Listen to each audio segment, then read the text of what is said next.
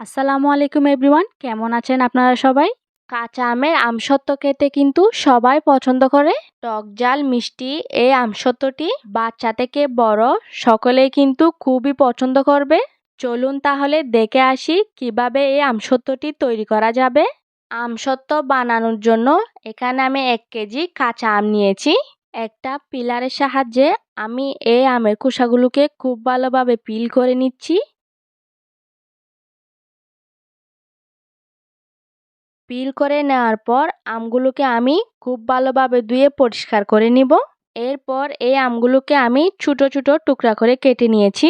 আমগুলো যেন তাড়াতাড়ি সিদ্ধ হয়ে যায় তাই আমি ছোট ছোট টুকরা করে কেটে নিয়েছি। দেখতে পাচ্ছেন আমি আমগুলোকে ঠিক এভাবেই ছোট ছোট টুকরা করে কেটে নিয়েছি। এইবার এই আমের টুকরাগুলো আমি একটা প্যানের মধ্যে দিয়ে দিচ্ছি। আমগুলো ভালোভাবে সিদ্ধ হওয়ার জন্য এখানে আমি 2 কাপ পানি দিয়েছি। পানিটা এমনভাবে দিতে হবে আমের টুকরাগুলো সিদ্ধ হয়ে যেন গলে যেতে পারে, পানিটা যেন শুকিয়ে না যায়। এইবার একটি ঢাকনা দিয়ে ডেকে ততক্ষণ পর্যন্ত জাল করে নিতে থাকবো যতক্ষণ পর্যন্ত না আমের টুকরাগুলো খুব ভালোভাবে সিদ্ধ হয়ে গলে যাচ্ছে। প্রায় 12 থেকে 15 মিনিট জাল করে নেওয়ার পর আমের টুকরোগুলো খুব সুন্দরভাবে সিদ্ধ হয়ে গিয়েছে। আমি একটু হালকা করে এভাবে চেপে চেপে দিচ্ছি যেন আমের টুকরাগুলো গলে গিয়ে খুবই সুন্দর একটি পাল্পে পরিণত হয়।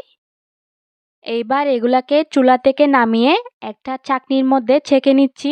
আমের বীজের যে শক্ত অংশটা রয়েছে ওইটা আলাদা করে ফেলতে হবে। এছাড়াও যে আমগুলোতে অধিক পরিমাণে আঁশ রয়েছে ওই আঁশটাকে আলাদা করে ফেলানোর জন্য এই ছেঁকে নেওয়ার কাজটি করতে হয়। ছেঁকে নেওয়া হয়ে গিয়েছে। এখানে আমরা খুব স্মুথ একটা আমের পাল্প পেয়েছি। এরপর আমের পাল্পটাকে আমি আবারও একটা প্যানের মধ্যে নিয়ে নিচ্ছি। এটাকে কিছুক্ষণ জাল করে নেওয়ার পর এখন এর মধ্যে দিয়ে দিব 1 কাপ চিনি। 1 কাপ চিনিতে খুব একটা বেশি মিষ্টি হবে না। আমসত্ত্বটা টক ঝাল মিষ্টি হবে।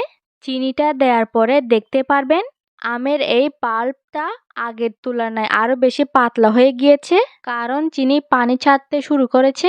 এইভাবে অনবরত নেড়েচেড়ে জাল করে নিতে থাকবো। নাড়ানো অফ করা যাবে না, এছাড়া কিন্তু প্যানের তলায় লেগে যেতে পারে। এখন এর মধ্যে হাফ চা চামচ লবণ দিয়ে দিব। জালের জন্য 1 চা চামচ দিয়ে দিচ্ছি চিলি ফ্লেক্স। আপনারা চাইলে লাল মরিচের গুঁড়াও দিতে পারেন। যেহেতু আমসত্ত্বটা টক ঝাল মিষ্টি তৈরি করব তাই এখানে জালটা দিয়েছি।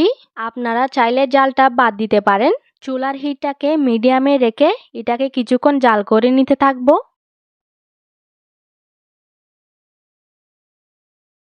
সবকিছু ভালোভাবে মিশিয়ে নেওয়া হয়ে গেলে এখন এর মধ্যে সামান্য একটু গ্রিন ফুড কালার দিয়ে দিব।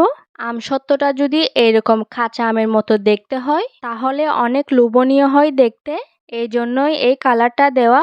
এটা টোটালি অপশনাল, আপনারা চাইলে এটা স্কিপ করতে পারেন। আমসত্ত্ব তৈরি করার জন্য কিন্তু আমের এই মিশ্রণটি এখন তৈরি হয়ে গিয়েছে। আমি চুলা থেকে নামিয়ে এই মিশ্রণটা কিছুটা ঠান্ডা করে নিব। আমসত্ত্ব রোদে দেওয়ার জন্য আমি একটা স্টিলের ট্রে নিয়েছি। এখন এর মধ্যে কিছুটা তেল ব্রাশ করে দিচ্ছি। এখন আমের মিশ্রণটা এর মধ্যে নিয়ে নিচ্ছি। আমসত্ত্বটা আমি খুব একটা ভারী করব না, কিছুটা পাতলা রাখবো, তাই এখানে খুব বেশি পরিমাণে আমের মিশ্রণ দেওয়া যাবে না। এরপর ট্রেটা ধরে আমের এই মিশ্রণটাকে খুব ভালোভাবে সেট করে নিচ্ছি। এখন এই আমসত্ত্বটাকে রোদে শুকাতে দিব প্রায় 2 দিনের জন্য।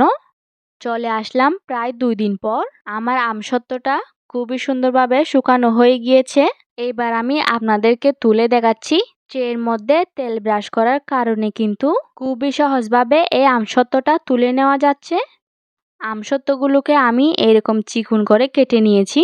আপনারা চাইলে আরও চিকন করে কেটে ম্যাঙ্গো বারের মতো সংরক্ষণ করতে পারেন।